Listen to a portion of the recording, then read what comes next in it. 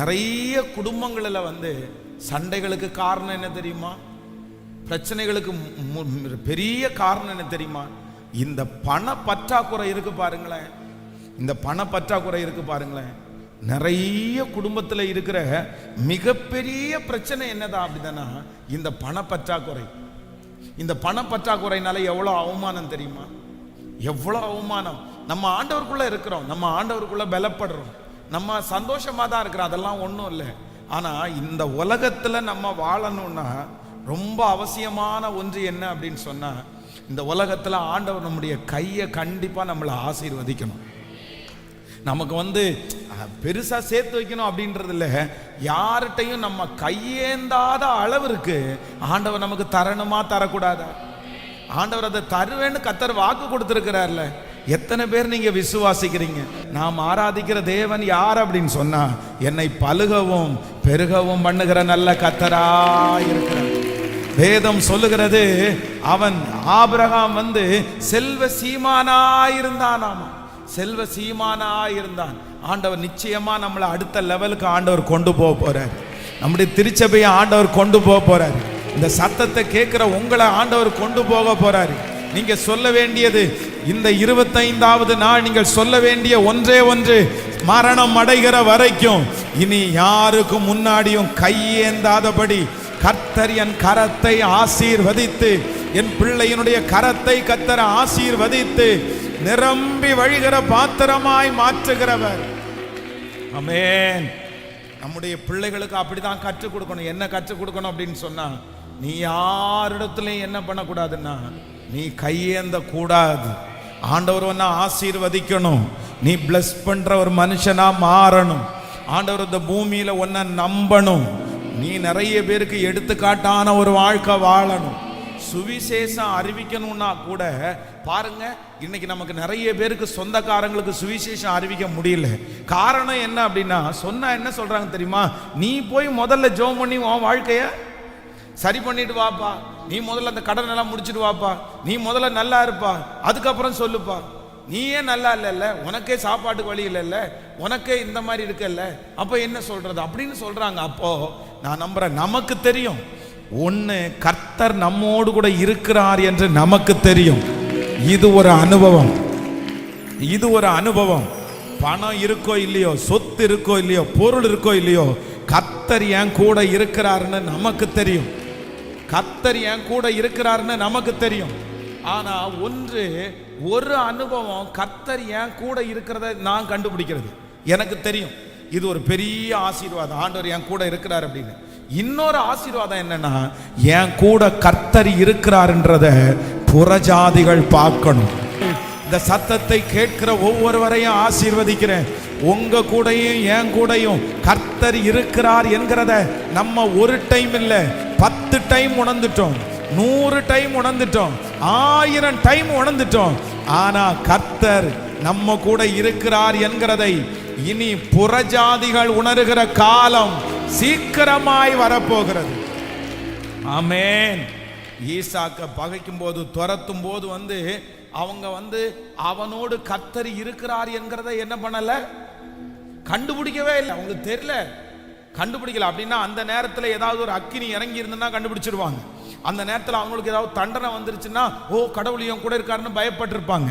ஆனா ஒண்ணுமே நடக்கல. அவனை துரத்தும் போது அவன் கூட கர்த்தர் இருக்கிறார்ன்றதை கண்டுபிடிக்கல. ஆனா எப்ப கண்டுபிடிச்சாங்க தெரியுமா? அவனை கர்த்தர் ரகோபோத்துல ஆசீர்வதிக்கும் போது என்ன கண்டுபிடிச்சாங்கன்னா, நிச்சயமாய் கர்த்தர் உம்மோடு கூட இருக்கிறார் என்கிறதை கண்டோ. அப்போ நான் நம்புறேன், ஆண்டவர் நம்ம கூட இருக்கிறாரா? ஆண்டவர் உங்க கூட இருக்காரா? உலகத்துல இருக்கிற 1000 பேர் வந்து சொன்னாலும், உன் கூட கர்த்தர் இருந்தா ஏன்பா இப்படி நடக்குதுன்னு கேட்டாலும், என் கூட கர்த்தர் இருக்கிறது உனக்கு என்னடா தெரியும்? ஆமென். நம்ம கூட கர்த்தர் இருக்கிறார் என்கிறத அவனுக்கு சொன்னா கூட என்ன பண்ணாது, புரியாது, புரிய வைக்க முடியாது. ஆனா கர்த்தர் நம்மோட இருக்கிறாரா இல்லையா?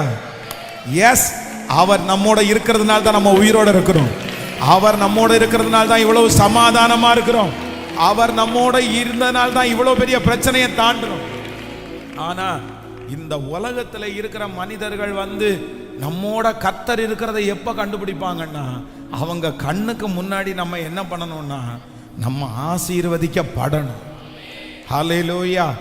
ஆண்டவருடைய பிள்ளையே, ஒரு ஸ்டெப் உங்களுக்கு எனக்கும் கிடைச்சிருச்சு. கர்த்தர் என் கூட இருக்கிறார், கர்த்தர் என் கூட இருக்கிறார். யார் என் கூட இருக்கிறாங்க இல்லையோ, ஆண்டவர் என் கூட இருக்கிறார். ஆனா இந்த 100 நாள்ல அடுத்த ஒரு ஸ்டெப்பு, என் கூட கர்த்தர் இருக்கிறார் என்கிறதை புறஜாதிகள் பார்க்கணும். என் கூட கர்த்தர் இருக்கிறார் என்கிறத சொந்தக்காரங்க பார்க்கணும். என் கூட கர்த்தர் இருக்கிறார் என்கிறத ஒவ்வொரு மனிதனும், எங்களை பகைத்தவர்கள், வெறுக்கிறவர்கள் நல்ல கரங்களை தட்டி பார்ப்பதற்கு, இயேசுவே சத்தத்தை உயர்த்தி, அப்பா என் கூட இருக்கிறத புறஜாதிகள் பார்க்கணும். ஆண்டவரே, கர்த்தர் நிச்சயமாய் உன்னோடு இருக்கிறார் என்று, கர்த்தர் நிச்சயமாய் உன்னோடு இருக்கிறார் என்று அநேகர் அறிந்து கொள்வார்கள். இது முதல் அநேகர் அறிக்கை செய்வார்கள்.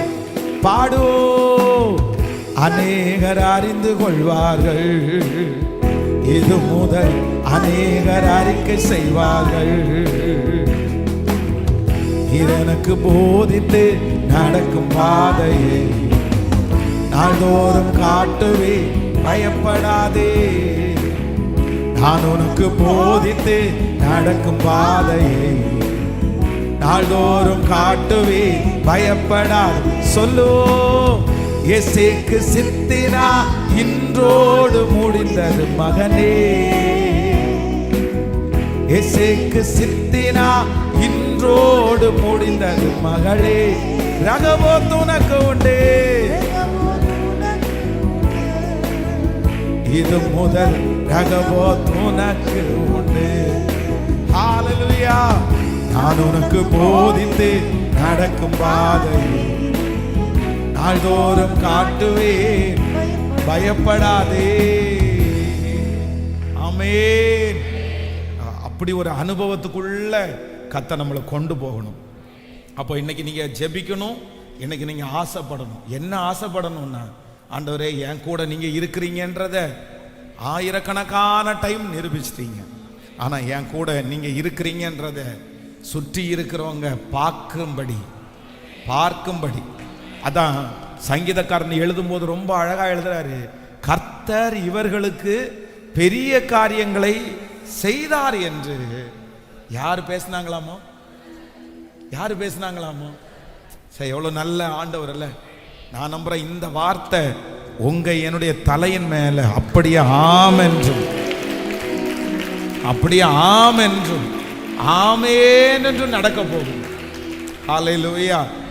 புறஜாதிகள் அப்படி சொல்லுகிற ஒரு நாள் வரும், சீக்கிரமா வரும். ஆண்டவரை தேடினது வீணாகலன்னு சொல்ற நாள் வரும். கர்த்தர் உங்க கூட இருக்கிறார் அப்படின்னு சொல்லுகிற ஒரு நாளை கர்த்தர் தருவதற்கு வல்லவரா இருக்கிறார். ஆமென்.